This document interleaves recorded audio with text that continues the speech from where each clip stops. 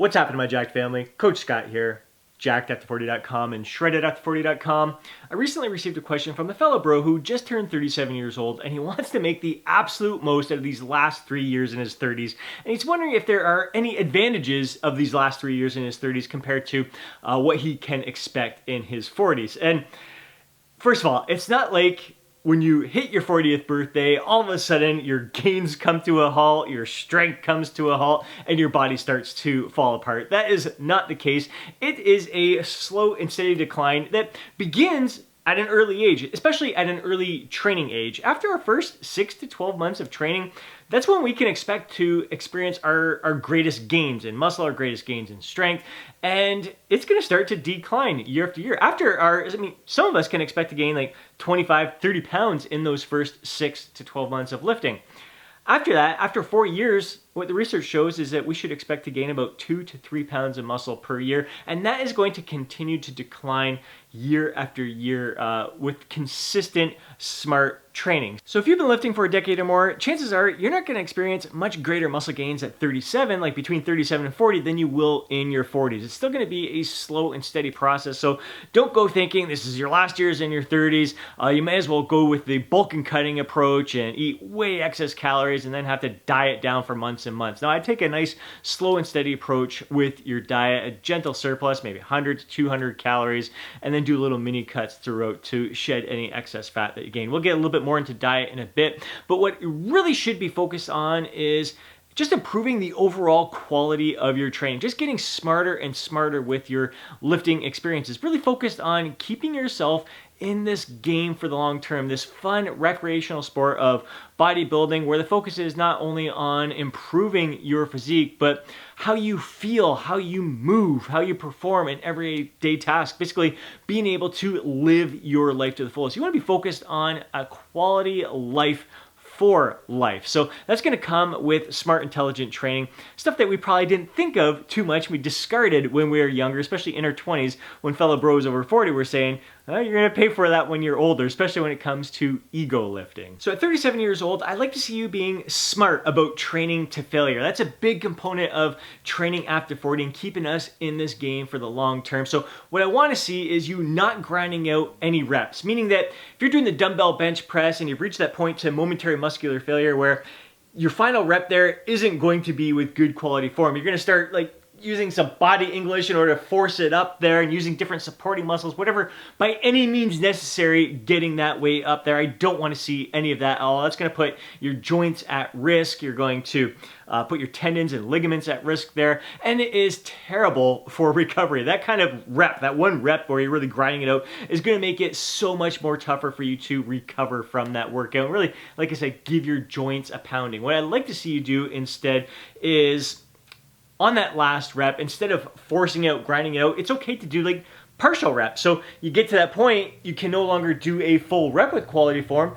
Go up halfway, bring it down. Go up a quarter of the way, bring it down. So you can finish with good quality so that the quality rep, that even the half rep, that quarter rep that you're doing is still with good quality form. You're not bringing in supporting muscles. You're not really forcing it through a range of motion that it just doesn't have the strength to it. Another way you can do it is if you know that that next rep is not going to be a quality rep, you can do a nice slow negative, take 7-8 seconds to lower down that last rep, because you reach the point of concentric muscular failure where the pushing of that weight up there, you can no longer do it with quality form, but you still have more strength in that eccentric range of the motion there. So you can go nice and slow there and really challenge those muscles beyond that point of concentric muscular failure. You can incorporate techniques like rest pause, drop sets, little things like that, mechanical advantage supersets to take that exercise safely beyond the point of failure without grinding those reps. When it comes to the partial reps or the slow negative on the final rep there, or the drop sets, rest pause, mechanical advantage supersets, I want you to save that for the last working set there. Really having one working set out of it all, where you're absolutely giving it everything you got, not grinding out the reps, doing it smart, intelligent, in a safe manner. It's still going to be good for your joints, keep all the tension on that target muscle, but giving it absolutely everything you got In the sets leading up to that, kind of treating those as workup sets where you're leaving at least a rep in the tank. I don't want you training to failure on every single set that you're performing there. At least those first set that you're doing, say for the dumbbell bench press, like leave a couple reps in the tank there. I don't want you exhausting yourself leading up to that final working set there. Maybe the second last set, leave a rep in the tank. So again, you know you could have done more, but stop yourself short and then save your very best set for that last set there. Again, this is going to make it a lot easier for you to recover from. It's not going to beat you down.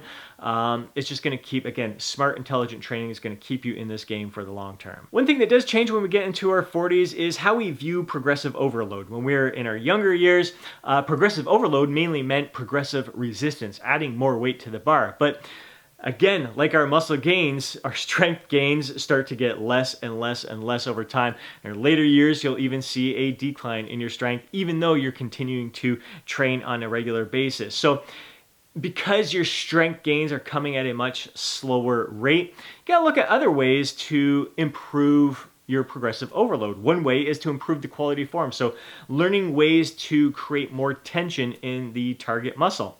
Other ways are learning to manipulate your training volume. So gradually over time, like maybe adding more sets to your workout to increase the amount of volume that you're doing over the course of a few months, but then being smart and pulling that volume back to allow your body to fully recover, the fatigue to dissipate, and for your muscles to resensitize to that training stimulus. So ramping up your training volume, but pulling it back. So finding that's a way of progressive overload is ramping up that training volume, but you gotta be smart. Again, with that, you're gonna reach a point of diminishing returns. It's gonna beat you down and you need to pull back to allow your body to fully recover and then go through that process again. So lots of different ways that you can challenge your body, but in a safe, effective way. And I say probably the most important way is to improve the quality of your form, your training technique. And as we get into our 40s, we may find that some exercises just don't suit us well. For some of us, barbell back squats and deadlifts just beat us down. Again, we're not getting the same kind of impact, and we're not feeling it so much on our target muscles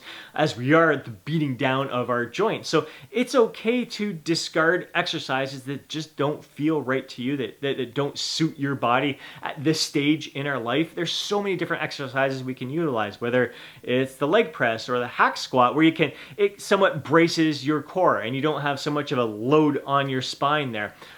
Different variations of split squats and lunges, which again, for some people, those exercises may bother your knees, so you want to swap it out with different exercises in there. So just finding the exercises that suit you best, that feel good to you, and just listening to your body. I think listening to your body is absolutely key. And also calling audibles. I find things like lack of sleep and stress hit us a lot harder over 40 when it comes to our training.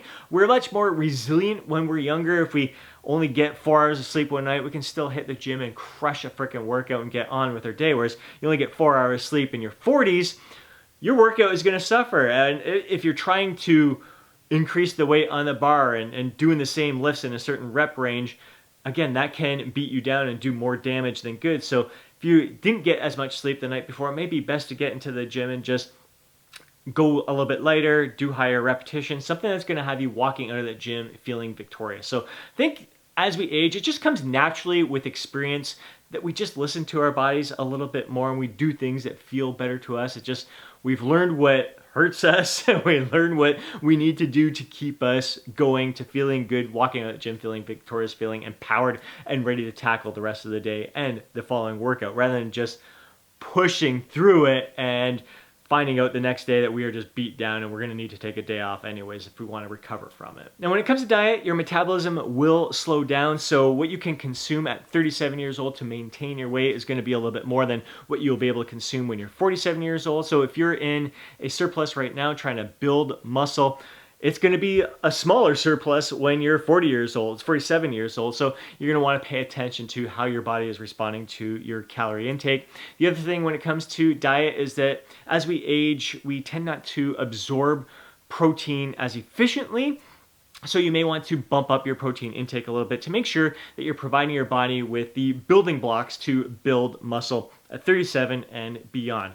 The other thing is that I highly recommend you start consuming more and more whole, natural, nutrient-rich foods to make sure that you are providing your body with the vitamins, minerals, all the micronutrients that you need to feel your best, perform your best, live your best life. Not just right now at 37, but your quality of life as time goes on. So continuing to make some adjustments, improvements to your diet, again, to just improve your overall well-being. So to wrap things up and answer your question once again, are there advantages of these last 3 years in your 30s?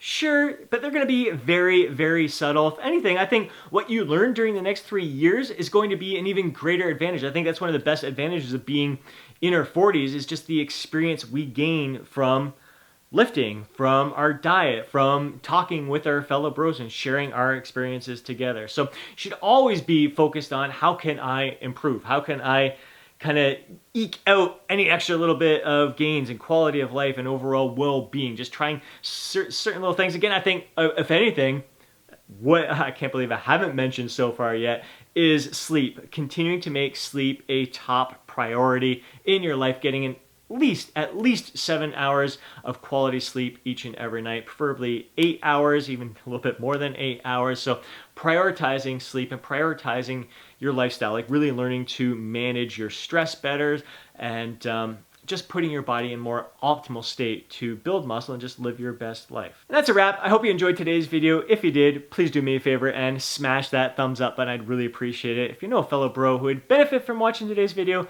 do me a favor and share it with them. Before you go, I'd love to hear from you down in the comment section below. Share your thoughts, share your insights, share your feedback, and before you go, don't forget to download your free guide, Jacked After 40. Have yourself an amazing day. Catch you in the next video.